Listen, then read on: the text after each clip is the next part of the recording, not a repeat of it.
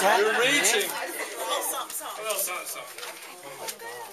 Hear ye, hear ye. Hear ye.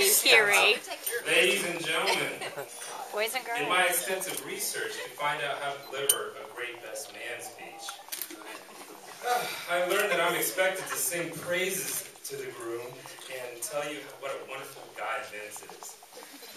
Unfortunately, I'm a horrible singer and I'm a bad liar.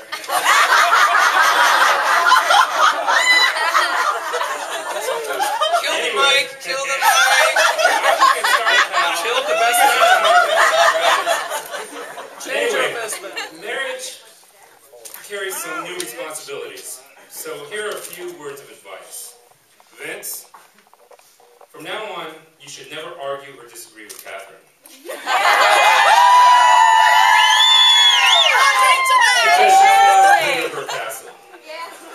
You should massage her feet when she comes home from work, cook her favorite meals every night, encourage her to go out with her friends on a regular basis. Oh, Lord. Do these simple things and your marriage will be blessed with many years of happiness. Vince, I know that Catherine loves you very much. She spent a lot of time writing this portion of the speech.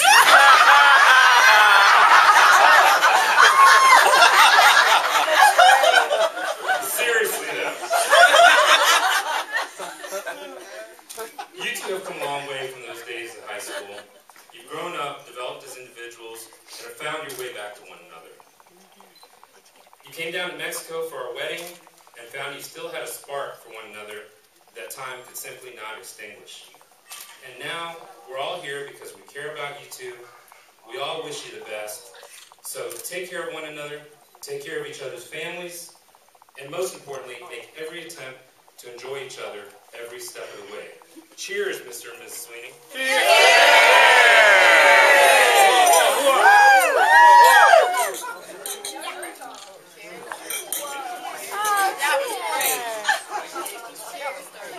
And now,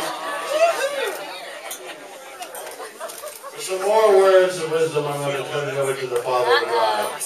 Art, Amazon. Thank you, John. We're here today to celebrate the love and commitment that have been made by Vince and Catherine. And those happen to be two ideals that I've never been able to verbalize very well, but words are really not necessary as you look at the couple and you see the love and the commitment that they've sworn to today. I also wanted to take just a minute to acknowledge all of the folks who have been a part of their life and helped shape them to become the people that they are today, who are no longer with them and with us. Their grandparents, the aunts and uncles, and all the other family members that have played a role in their lives. I want to offer thanks to all of the friends and family who have come here, traveled from afar to get here. The door prize for coming the farthest, I'm not sure if we would give that to Sean for flying in from Greece yesterday. Or from Ann Harris, who came in from Vancouver. Or Sue Jim. California. Came in from San Francisco. From San Francisco. Well, we'll have the door prize committee talk about that. I want to thank John Andrews, next to me here, who is an old family friend of ours.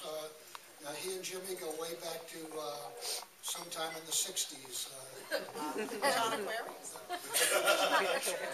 John Tish Aquarius. Formerly John Tish Aquarius. That's when I was Art Peace Right On. Well, John is available, of course, for bar mitzvahs, high school reunions. I also want to thank Chuck Sullivan, our Reverend from the American Fellowship Church, for officiating at today's ceremony. Chuck is available for spiritual counseling. Anyone considering conversion to the American Fellowship Church, we'd love to talk to you about it.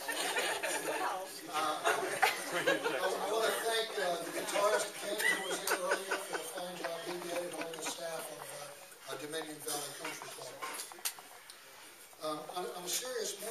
note. As the parent of two daughters, one of your hopes from day one is that they will live full and successful lives, and that they will find the ideal partner to go through life with.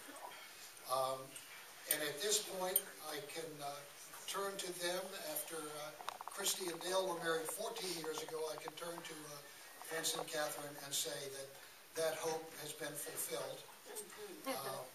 I would say mission accomplished, but that doesn't have good connotation.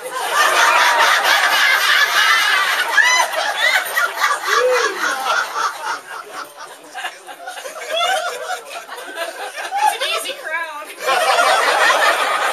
Well, give them another round.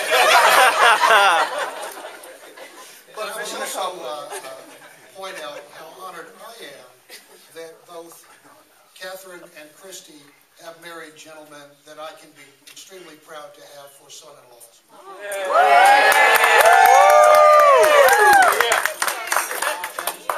And the real bonus is the 3 grandchildren that we have in the room, and that's 3 grandchildren I have so far.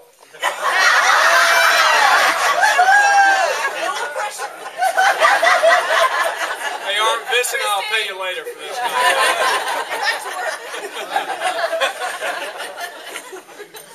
It is really gratifying to see the young woman that Catherine has grown up to be. She's not only even more beautiful tonight than she always is, but is also a successful businesswoman. And I think the fact that you people, her friends, and the convivial type of friends that have gathered here, and your character speaks well of her and Vince, that they've attracted those kinds of friends in their lives. Yes. Yes. So I would ask you to raise your drinks and join me in congratulating Vince and Catherine and celebrating a relationship that was born over 20 years ago, that blossomed into a love affair a few years ago, and has now been gone on to the next step with a marriage that will endure for a lifetime.